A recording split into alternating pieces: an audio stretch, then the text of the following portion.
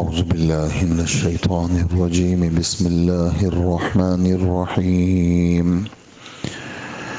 يا بني أقم الصلاة وأمر بالمعروف وانه عن المنكر واصبر على ما أصابك إن ذلك من عزم الأمور صدق الله العظيم۔ 17ویں آیت ہے سورہ لقمان کی۔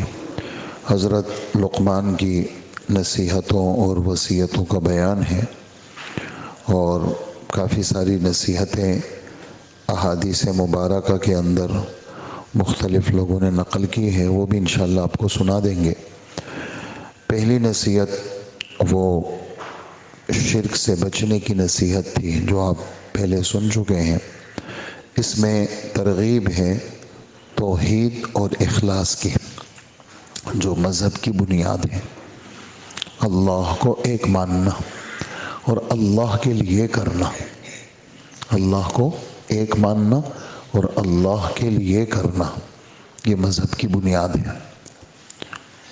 نمبر 2، ہر آن ہر گھڑی، گزشتہ کل کافی تفصیل سے بات آئی، ہر آن ہر گھڑی اللہ کی عظمت، اللہ کی ہیبت، اللہ کی ذات ہم سب کی آنکھوں کے سامنے ہوں۔ اس کے حصول کا کیا طریقہ ہے وہ کل بیان ہوا۔ دل کا نرم ہونا ضروری ہے، اور دل کی نرمی کے لیے اللہ کا ذکر ضروری ہے، قرآن کی تلاوت ضروری ہے، اور دعا مانگنا ضروری ہے۔ اس سے انسان کا دل نرم رہتا ہے، نرم بھی رہتا ہے اور اللہ کے ساتھ جڑا بھی رہتا ہے۔ 2 باتیں ہو گئی۔ ان دونوں کا تعلق عقیدے کے ساتھ ہے، ان دونوں کا تعلق عقیدے کے ساتھ ہے کہ آدمی توحید کے ساتھ جڑا رہے اور اخلاص کے ساتھ جڑا رہے۔ نمبر 2، اللہ کی عظمت، اللہ کی ہیبت، اللہ کی بڑائی، اللہ کی کبریائی، اللہ کی ذات اس کی آنکھوں کے سامنے ہو۔ یہ تو ہمارے عقیدے کی بنیاد، جس کا تعلق دل کے ساتھ۔ آگے اسی کو لے کر کے اللہ کے پاس جانا ہے، اس کے لیے نماز ہے۔ تو اگلی نصیحت، جو تیسری نصیحت ہے اپنے بیٹے کو، کہ نماز ٹھیک ٹھیک ادا کرنا، پوری پوری ادا کرنا۔ ٹھیک ہے، صلی الصلاۃ کا ذکر کہیں بھی نہیں ہے۔ صلی الصلاۃ، اقیم الصلاۃ، اقیم الصلاۃ، نماز کو سیدھا کرو، نماز کو سیدھا کرو یعنی اس کا وضو صحیح کرو، نماز کو سیدھا کرو یعنی استنجا صحیح کرو، نماز کو سیدھا کرو یعنی نماز کے ارکان تمہارے پورے ہوں، نماز کو سیدھا کرو۔ تمہارے نبی نے ہاتھ کیسے اٹھائے، رکوع کیسے کیا، سجدہ کیسے کیا، اوپر سے نیچے کیسے گئے، نیچے سے اوپر کیسے آئے، اس کو سیدھا کرو۔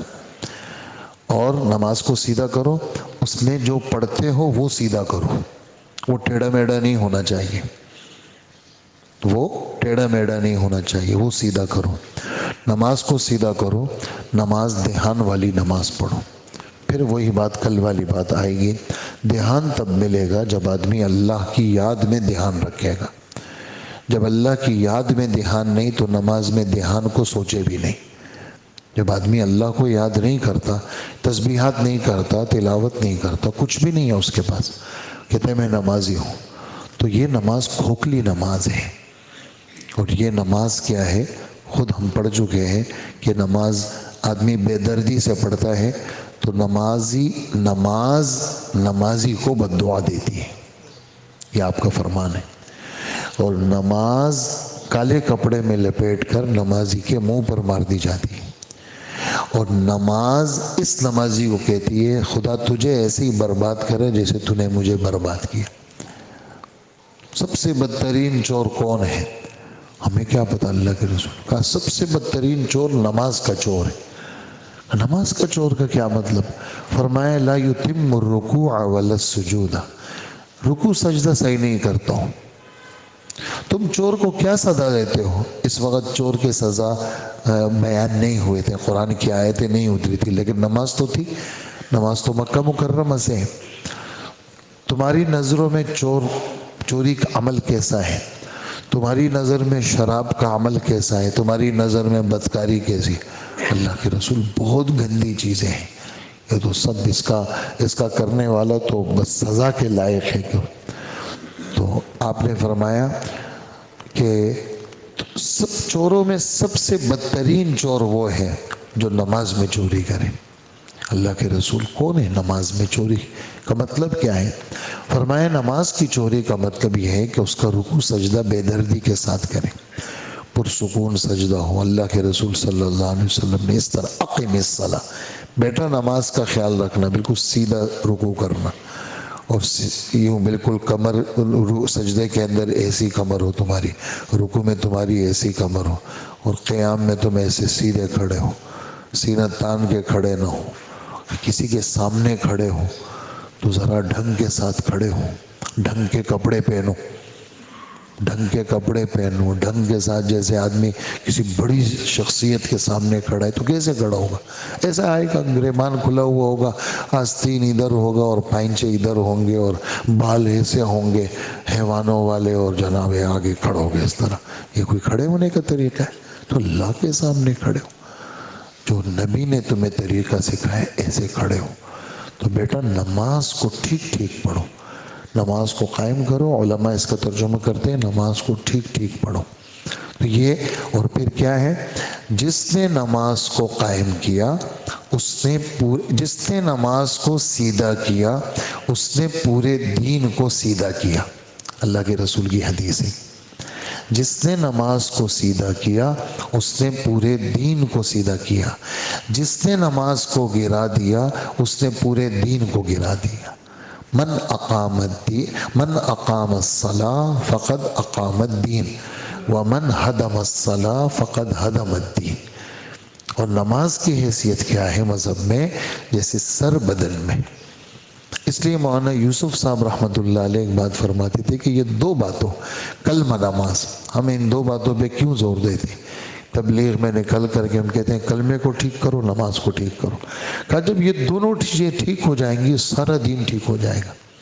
کسی نے آ کے چینک، اس زمانے میں جیسے چینک، اب تو تھرماس کا زمانہ ہے، چینک اور چائے کسی نے یوں رکھی، کوئی خادم تھا کوئی تھا، تو وہ چینک اور کپ جو ہے نا وہ یوں ہل گئے نا رکھتے وقت میں. بہت سارے لوگ نہیں جانتے بیچارے. تو حضرت تھے، مربی تھے، تربیت کرنے والے، فرمایا اگر اس کی نماز ٹھیک ہوتی تو اس کو یہ چائے کے یہ چینک کے رکھنے کا ڈھنگ آتا. اگر اس کی نماز کا چائے کے چینک کے ساتھ کیا تعلق؟ نہیں، نماز کا تعلق ہر چیز کے ساتھ ہے. جب آدمی کو خدا کے سامنے کھڑے ہونے کا ڈھنگ آ گیا، گھنٹہ سوا گھنٹہ 5 نمازوں کا، تو اس کو 24 گھنٹے پوری زندگی گزارنا آسان ہو جائے گا. پوری زندگی خدا کے سامنے رہنا آسان ہو جائے گا. تو نماز کیا ہے؟ سیدھا سیدھا پڑھو نماز، یعنی دھیان والی نماز پڑھو. 2 لفظ آپ سنتے ہوں گے، خشوع شین کے ساتھ اور خضوع ضاد کے ساتھ. خشوع کا تعلق انسان کے دل کے ساتھ ہے اور خضوع کا تعلق انسان کے بدن کے ساتھ ہے. ٹھیک ہے؟ آپ کے سامنے کوئی نماز پڑھ رہا تھا تو بار بار کبھی یوں کر رہا تھا کبھی یوں کر رہا. بعض لوگ کھڑے ہوتے ان کو احساس ہی نہیں ہوتا ہم نماز میں. تو اگر ایک دفعہ تو گنجائش ہے، 2 دفعہ بھی ہے، 3 دفعہ کر لیا ایک رکن میں نماز ٹوٹ گئی. یہ پتہ نہیں ہے لوگوں کو بات، لیکن وہ کرتے رہتے ہیں. تو آپ کے سامنے وہ نماز پڑھ رہا تھا تو اس نے وہ ایسے ہی کر رہے تھے، تو آپ نے فرمایا اس کے دل میں اگر خشوع ہوتا تو اس کے اعضاء ٹھیک ہوتے، اس کے اعضاء میں سکون ہوتا. تو اعضاء کا سکون انسان کے دل کے ساتھ. تو دل دماغ کا انتشار نماز میں نہیں چلے گا. ہاں نماز میں تو دکانوں کے حساب بھی چل رہے ہوتے ہیں، پتہ نہیں کیا کیا چل رہا ہوتا ہے. ابھی ڈیلنگ کر کے آئے ہوں جناب، وہ سب حساب کتاب نماز میں چل رہے ہوتے ہیں. اور شیطان ایسا مردود ہے، وہ بالکل کلیئر چیز لاتا ہے نماز میں. نماز سے ہٹ کر کے وہ ہوگا. امام ابو حنیفہ رحمۃ اللہ علیہ کے پاس کوئی شخص آیا، کہا پیسے دبائے تھے کہیں پر وہ مل نہیں رہے. تو حضرت نے فرمایا تم ایسا کرو، اچھی طرح وضو کرو، بہترین قسم کا وضو، پھر خشوع اور خضوع کے ساتھ 2 نفل کی نیت باندھو. سمجھے نا؟ تو اس نے جیسے ہی وہ کیا، وضو کیا اور نیت باندھی تو فوراً یاد آ گئے پیسے کہ میں نے وہاں دفن کیے تھے. نماز چھوڑ کے چلا گیا. تو تو امام صاحب کے پاس آیا، کہنے لگا کہ وہ حضرت وہ آپ نے نسخہ بتایا تھا تو وہ پیسے مل گئے میرے، تو لیکن میں نے ایسا کیا تو خدا کے بندے 2 نفل تو پورا کر لیتا۔ تو یہ کیا ہے؟ حضرت نے فرمایا کہ یہ نماز کے اندر پھر یہ ساری جو باطل چیزیں ہیں نا وہ سب حرکت میں آ جاتی ہیں، سب ادھر ادھر کی چیزیں آدمی کو کیا کرتی ہے؟ گھیر لیتی ہے۔ اس لیے خوبصورت نماز پڑھنے کی کوشش کریں، میں بھی نیت کروں، آپ بھی نیت کریں۔ تو حضرت فرما رہے ہیں یا بنی، اپنے بچوں کو نماز بتائیں، بچوں کو نماز۔ یہ قاری صاحبان پہ وہ نہ رکھیں آپ لوگ کہ بھائی قاری صاحب کے ذمے کچھ نہیں سکھاتے قاری صاحب۔ میں آپ کو بتاتا ہوں، قاری صاحب نہ استنجا بچے کو بتائیں گے، نہ وضو بتائیں گے، نہ نماز۔ آپ خوش فہمی میں رہیں گے۔ اور جو گھروں میں جو بچے پڑھتے ہیں ان کا تو خدا ہی حافظ ہے، ایک لفظ نہیں پڑھتے یہ بچے۔ تو اس لیے بچوں کی نماز کی، تو بچوں کی چیزوں کی خود نگرانی کریں۔ آپ کو آتا ہے تلفظ، بچے ذرا پڑھ کے سناؤ ذرا، آپ کا کیا لگے گا؟ 2-4 منٹ لگیں گے۔ جیسے آپ ہوم ورک کو پورا چیک کرتے ہیں کہ بھئی میتھ کا سبق بتاؤ اور سائنس کا بتاؤ اور انگلش کا بتاؤ اور اردو کا بتاؤ اور یہ بتاؤ اور وہ بتاؤ، تو ذرا تھوڑا سا یہ بھی بتاؤ بیٹا قرآن کا تھوڑا سا سنا دو۔ کیا پڑھے؟ قاری صاحب کا سبق کہاں چل رہا ہے تمہارا؟ تمہیں وضو سکھاتے ہیں تمہارے استاد تمہیں؟ تو وضو کا مذاکرہ خود کریں، نماز کا۔ یہ دیکھیں یا بنی اقم الصلاۃ، یہ ہمیں بتا رہے ہیں۔ حضرت لقمان نے تو کر لیا، وہ تو چلے گئے، ہمارے رب نے یہ ہمیں سنا رہے، تم اپنے بچوں کو نماز کا کہو، بچوں نماز پڑھا کرو، نماز کا پوچھا کریں۔ ہاں، بچوں کو ایسے نہیں چھوڑا کریں۔ بچوں کو اللہ کے رسول کے پاس بچوں کو لایا جاتا تھا، دعائیں کروائی جاتی تھی۔ اللہ کے رسول بچوں کے سروں پہ ہاتھ پھیرتے تھے، اللہ کے رسول کے پاس بچے بیٹھتے تھے اور بچوں کو لایا جاتا تھا، اور اس کا اثر ہوتا ہے۔ ہمارے یہاں ایک نمازی ہیں، 90 سال عمر ہے ان کی، 85 سے اوپر ہے، اور یہاں جمعہ پڑھنے آتے ہیں۔ ہم نے کسی بلڈنگ میں رہتے ہیں، وہ پرانی کوئی بلڈنگ ہے، تو تعلق بھی رکھتے ہیں، ملاقات بھی کرتے ہیں۔ ان کا کہنا ہے کہ جب میں پیدا ہوا تو میرے والد صاحب میرے نام کے پوچھنے کے لیے حضرت مولانا اشرف علی تھانوی رحمۃ اللہ علیہ کے پاس گئے، اور میرا نام حضرت مولانا اشرف علی تھانوی رحمۃ اللہ علیہ نے رکھا ہے۔ میں کیا نام ہے آپ کا؟ کہا میرا نام ہے احتشام الدین، حضرت تھانوی نے میرا نام ہے۔ پھر ہم پاکستان جب ہم ہجرت کر کے آئے تو ہمارے والد صاحب ہمیں مفتی شفیع صاحب کے پاس، یہ نانک واڑہ میں تھے، وہاں لے جاتے تھے، اور میرے والد صاحب مفتی شفیع صاحب کی ٹانگیں دباتے تھے، اور ہمیں کہتے تھے کہ بچوں مفتی صاحب کی ٹانگیں دباؤ۔ ہمیں والد صاحب ان بزرگوں، ہم بچپن سے کہا ہمارا پورا خاندان حضرت تھانوی رحمۃ اللہ علیہ سے بیعت تھا، حضرت نے ہماری تربیت کی۔ تو یہ اب دیکھا اپنے 90 سال عمر ہو گئی، لیکن ان کی داڑھی، ان کا سب پورا وہ سب ہر چیز شریعت کے مطابق۔ تو یہ بچوں کو یہ چیزیں ہم نے کرانی ہے، بچوں کو لایا کریں اقم الصلاۃ۔ اور بچوں اس بات کا خیال رکھیں کہ دعوت و تبلیغ کے ساتھ بچوں کو جوڑیں، امر بالمعروف نہی عن المنکر۔ تبلیغ کا کام ایسا ہے، جب آدمی 3 دن 10 دن 40 دن میں جاتا ہے، لازماً وہ گشتیں کرے گا، ملاقاتیں کرے گا، 2 کی جوڑیاں بنتی ہیں، نکلتے ہیں، تھوڑی سی بات کرتا ہے آدمی، عمومی گشت میں، تعلیمی گشت میں، خصوصی گشتوں میں، یہ جو نقل و حرکت ہے اس کا بہت بڑا اجر ہے۔ میں آپ کو مشکات شریف کی حدیث سناؤں، لقیط ابن صبرہ صحابی رسول ہے، لمبی حدیث ہے، میں صرف ایک ٹکڑا سناؤں گا اس کا، کہ ان کی کنیت تھی ابو رزین، ان کے بیٹے کا نام تھا رزین۔ اے ابو رزین، جب کوئی مسلمان نکلتا ہے کسی مسلمان سے ملاقات کے لیے، 70,000 فرشتے اس کا استقبال کرتے ہیں، اس نکلنے والے کا، اور یہ 70,000 فرشتے اس کے لیے دعا کرتے ہیں، اے اللہ یہ اس بندے کو آپ سے ملانے جا رہا ہے، اس ملانے والے کو یا اللہ اپنے ساتھ ملا دے، اس ملانے والے کو اپنے ساتھ ملا دے۔ تو یہ بچوں کو دین کے ساتھ جوڑنا ہے، ہم نے جوڑنا ہے۔ اچھا، ہمارے بعد ہماری پہچان یہ دکان، فیکٹری، پیسہ، یہ ایسے ہی ہے، کمزور بنیادیں۔ ہمارے ابا کا کام تھا جی، ہمارے دادا کا کام تھا. تو بچے کہیں گے ہم اپنے ابا اور دادا کا کام نہیں کریں گے, ہم اپنی بزنس کریں گے. ہوتا ہی نہیں ہوتا, سب چھوٹ چھاٹ جاتی ہیں. فیکٹریاں ہوتی ہیں, آدمی نے خون پسینہ ایک کر کے فیکٹریاں بنائیں, بچے بڑے ہو گئے جناب, آپس میں پھوٹ پڑ گئی, فیکٹری جناب نیلام ہو گئی, ختم. اس نے خون پسینہ ایک کر کے بنائی تھی, ختم ہو گئی. لیکن اگر اسی بچے کو آپ نے دیندار بنایا اور یہ داعی بنا, یہ حافظ بنا, یہ اللہ والا بنا, یہ صالح بنا, ہماری یہ پہچان ہے. تو اس لیے اپنے بچوں کو تبلیغ کے ساتھ, یا بنیا نماز کا خیال رکھنا, اور اے میرے بیٹے نیکیوں کا حکم دیتے رہنا. نیکیوں کا حکم, ہم آپ چونکہ ماحول میں جڑے ہوئے نہیں ہیں, اس لیے ہماری طبیعتوں میں یہ چیزیں نہیں آتی. اس وجہ سے اس کہتے ماحول میں جڑیں, ماحول میں بیٹھیں, شب جمعے میں جایا کریں جہاں یہ بات ہوتی ہے کہ بھئی اللہ کا دین اترا ہے, نبی کوئی نہیں آئے گا.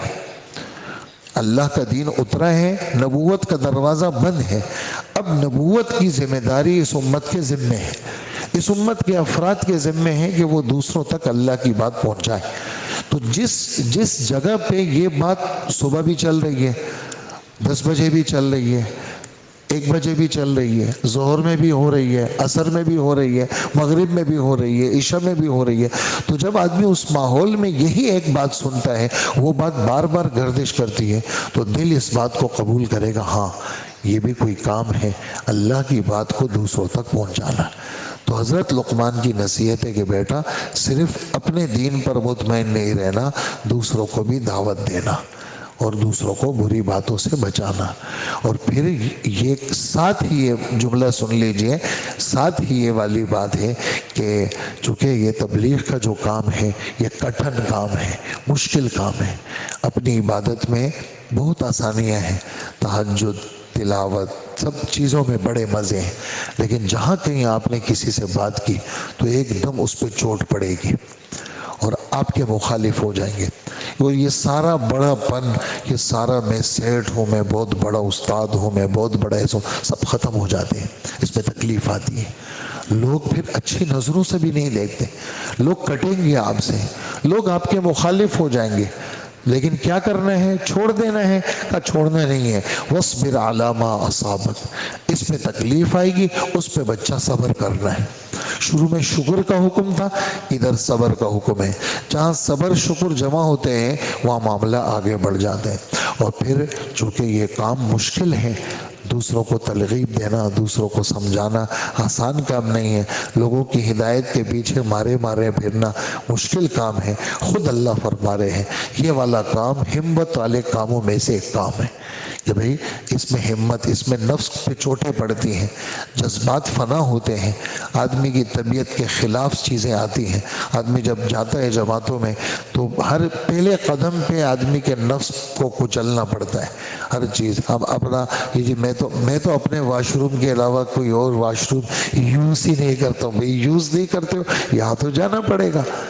تو یہ تکلیف, طبیعت کے خلاف کھانا, طبیعت کے خلاف سونا, تب سب چیزیں طبیعت کے خلاف, اس سے تربیت ہوتی ہے. جیسے اللہ پاک, یہ جو شادی ہوتی ہے, شادی کے بعد بچے ہوتے ہیں, بچے بیمار ہوتے ہیں, پوری رات نہیں سوئے, دن کو کام پہ جانا ہے, دفتر بھی جانا ہے, اسکول جانا ہے, مدرسے جانا ہے, کام پہ جانا ہے, اور پوری رات نہیں سوئے. یہ تربیت ہوتی ہے. اللہ جل جلالہ چھوٹے بچوں کی وجہ سے, پوتوں کی وجہ سے, نواسوں کی وجہ سے, بڑوں کی وجہ سے ہماری تربیت کرتے ہیں. ایسے ہی یہ راستہ تربیت کا راستہ ہے. تو یہ ہمت کے کاموں میں سے ایک کام ہے. یہ اس آیت کا خلاصہ ہے. اس لیے اپنے بچوں کو منع نہ کریں, ہاں بچوں کو بھیجا کریں. ہمارے بچے دیندار بنیں گے, ہم بھی کوشش کریں. جی میں تو بوڑھا ہو گیا, گھٹنوں کا درد, کمر کا درد, تو بچوں کو تیار کریں, بچوں کو کہیں. بچے تیار ہو جائیں, ماں روکتی ہے, باپ روکتے ہیں, نہ روکا کریں. ان بچوں کو بھیجیں کہ بچے دیندار بنیں گے, اور یہ پھر ان بچوں سے جو نسل چلے گی آپ حیران ہوں گے, وہ بڑی دیندار نسل ہوگی. تو اس لیے یہ جو تبلیغ کا کام ہے, یہ صرف ایک جز کے ساتھ لگا ہوا کام نہیں ہے.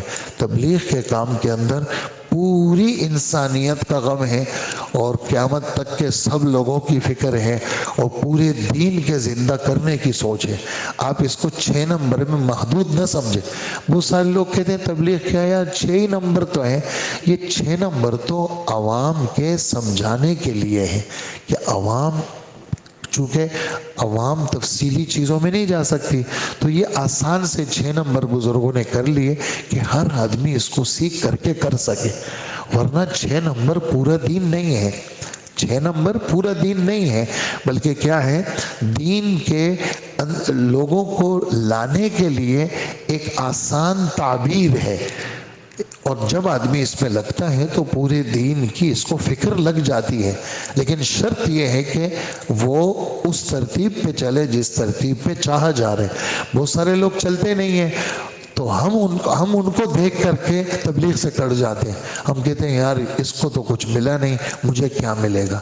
تو ہم نے لوگوں کو نہیں دیکھنا۔ یہ کام ایسا کام ہے، اس میں اللہ کا خوف بھی ہے، اس میں تقوی بھی ہے، اس میں نفلی روزے بھی ہیں، اس میں تہجد بھی ہے، اس میں اللہ کے نام پہ خرچ بھی ہے، اس میں ہر چیز موجود ہے۔ شرط یہ ہے کہ اخلاص کے ساتھ اور صحیح ترتیب کے ساتھ آدمی چلے تو اللہ جل جلالہ نے اس کام میں بڑی خاصیت اور بڑی جاذبیت اور بڑی تاثیر رکھی ہے۔ اس لیے بچوں کو اس میں لگانا، خود اس میں لگنا، مخالف نہیں بننا۔ دیکھیں اگر مخالف بن گئے نا تو پھر کیا ہے، یعنی یہ جو حضرت عمر رضی اللہ عنہ اور حضرت خالد ابن ولید اور ابو جہل، یہ جو ضدی آدمی کو کبھی اللہ ہدایت نہیں دیتے۔ جو کٹر سے کٹر جس کی طبیعت کے اندر مخالفت ہوئی، اللہ پاک اس کو لے۔ مخالف آدمی تو آ جاتا ہے، لیکن جو ضدی ہوتا ہے، جس کو نفرت ہوتی ہے، تو اس کو کبھی ہدایت۔ تو ابو جہل کو کیوں ہدایت نہیں ملی؟ وہ ضدی تھا۔ حضرت عمر رضی اللہ عنہ کو خالد ابن ولید یہ تھے مخالف، لیکن اللہ جل جلالہ ان کو لے کے آ گئے۔ تو میری آپ سب بھائیوں سے درخواست ہے کہ اللہ جل جلالہ نے یہ ایک محنت دی ہے، اور پھر آپ حیران ہوں گے پوری دنیا کے اندر سب سے بڑا نام، پوری دنیا کے اندر سب سے بڑا نام اگر کسی ملک کا ہے تبلیغ کے حوالے سے اور مدارس کے حوالے سے تو پاکستان ہے۔ اللہ جل جلالہ نے پوری دنیا کے اندر یہ مبالغہ نہیں ہے، یہ حقیقت ہے، یعنی یہ مبالغہ نہیں ہے۔ پورے سعودی عرب سرکاری سطح پر، پورا قطر سرکاری سطح پر، ان کی باقاعدہ سرکار پیسے دیتی ہے قراء حضرات کو، حفظ کا ایک نظم ہے۔ ہمارے سرکار 1 روپیہ نہیں دیتا، ہماری جو ہے وہ حفظ کا ایک نظم ہمارا بھی ہے۔ وفاق المدارس کے تحت میں 1 لاکھ سے زیادہ بچے ہر سال وہ حفظ قرآن کرتے ہیں، صرف وفاق میں۔ جو گھروں میں پڑھتے ہیں، جو اور مراکز میں پڑھتے ہیں، جو دیگر شعبوں والے پڑھتے ہیں، وہ الگ ہیں، صرف وفاق المدارس۔ اور پورے سعودی عرب کے اندر 5000 حافظ نہیں بنتے، اور پورے قطر کے اندر 10,000 حافظ نہیں بنتے، اور ہمارے ایک مدرسے کے اندر، ایک مدرسے میں 500، 1000، 1500 یعنی سال کے حافظ تیار ہوتے ہیں۔ اور یہی حال تبلیغ کا ہے۔ تھوڑا سا آدمی مرکز جائے، تھوڑا رائیونڈ مرکز دیکھے، یہ شب جمعہ کا مرکز دیکھے۔ ہمارے کتنا مجمع ہے جو یہاں رہتے ہوئے یہ شب جمعہ عائشہ منزل نہیں جاتے، کبھی بھی نہیں گئے، کبھی بھی نہیں گئے۔ یعنی ہمارا مجمع، مسجدوں کا مجمع، وہ کبھی بھی عائشہ منزل نہیں گئے، کبھی بھی کراچی اجتماع میں نہیں گئے، کبھی بھی رائیونڈ اجتماع نہیں گئے۔ تو اس کام کے ساتھ نفرت نہ کریں، اس کام کو دل سے اچھا سمجھیں۔ یہ نبیوں کا کام ہے، اللہ نے قبول کیا ہے، اور اللہ جل جلالہ لوگ نکل رہے ہیں، تو اس لیے کتنا اچھا ہوگا۔ ہمارا کتنا بڑا مجمع ہے جن کو اللہ پاک کرائے کے مکان لیے ہوئے جی 5-6 لاکھ روپے کرایہ آتا ہے۔ میں سرکاری افسر تھا، میرا بہت بڑی رقم پینشن کی آتی ہے، یعنی معاش کے حوالے سے بالکل بے فکر، گھر کا خرچہ سارا صحیح ہے، اور کاروبار میں بھی ہے تو بہت زیادہ مصروف نہیں ہے۔ تو اگر ان پیسوں کو عیاشی میں لگانا، فرانس اور دبئی میں لگانا، اور ادھر ادھر اڑا دینا پیسوں کو، اور اپنے دل دماغ، اپنی صلاحیت کو اللہ کے مبارک دین کے لیے نہیں لگانا، اس سے بڑی بدبختی کوئی نہیں ہے۔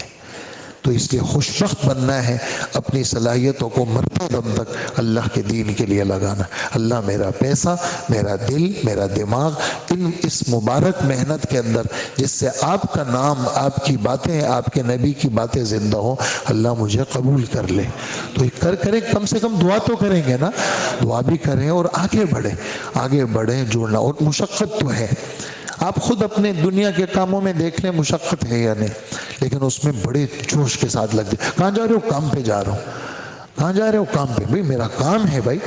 اسی طرح اللہ کا دین زندہ ہو جائے، یہ بھی ایک کام ہے، اللہ کی باتیں زندہ ہو جائے، یہ بھی ایک کام ہے۔ اور مسلم کا وجود، مولانا الیاس صاحب رحمۃ اللہ علیہ فرماتے ہیں، مسلم کا یا مہاجر ہوگا یا انصاری ہوگا، یا وہ اللہ کے راستے میں ہجرت والا ہوگا یا اللہ کے راستے کی مدد کر رہا ہوگا۔ اور نصرت کس کو کہتے ہیں؟ نصرت کا لفظی معنی تو مدد کے ہیں، لیکن نصرت کا اپنا اصلی ترجمہ پانی پہنچانا۔ تو اللہ کے دین کو پانی دینا، اللہ کے دین کو کیا دینا بھائی؟ پانی دینا۔ اللہ مجھے بھی نصیب فرمائے، آپ کو بھی نصیب فرمائے۔ آیت کا ترجمہ سن لیجئے، بیٹا نماز سیدھی سیدھی پڑھنا، ٹھیک ٹھیک نماز پڑھنا، اور لوگوں کو نیکی کی تلقین کرو اور برائی سے روکو، اور تمہیں جو تکلیف پیش آئے اس پر صبر کرو، بے شک یہ بڑی ہمت کا کام ہے۔ ایک حدیث آج صبح پڑھی، وہ میں آپ کو سناؤں۔ حضرت عبداللہ ابن عمر رضی اللہ تعالیٰ، بہت عجیب حدیث ہے۔ حضور صلی اللہ علیہ وسلم نے فرمایا کہ حضرت لقمان نے ایک نصیحت کی، وہ کیا کہ آدمی جو چیز اللہ کے پاس امانت رکھتا ہے، تمہیں چاہیے کہ تم اپنی ہر چیز خدا کے پاس امانت رکھو، تمہیں چاہیے کہ تم اپنی ہر چیز خدا کے پاس امانت رکھو۔ اور پھر فرمایا اپنا اسلام، تم ہر چیز خدا کے پاس امانت رکھو تو اللہ امانت کی حفاظت کرتے ہیں۔ تم اپنی ہر چیز اللہ کے پاس امانت رکھو، اللہ امانت کی حفاظت کرتے ہیں۔ تو اپنے اسلام اور اپنے ایمان کو اللہ کے پاس امانت رکھو۔ اے اللہ میں مسلمان ہوں، اے اللہ میں مومن ہوں، اے اللہ میرا ایمان، میرا اسلام آپ کے پاس امانت ہے، اور آپ امانت کو ضائع نہیں کرتے۔ اللہ میرے ایمان اور میرے اسلام کو ضائع مت کیجیے گا۔ بہت بڑی بات ہے یہ، مجھے بہت اچھی لگی، میں نے کہا آپ کی خدمت میں پیش کروں۔ اللہ عمل کی توفیق عطا فرمائے۔ الحمد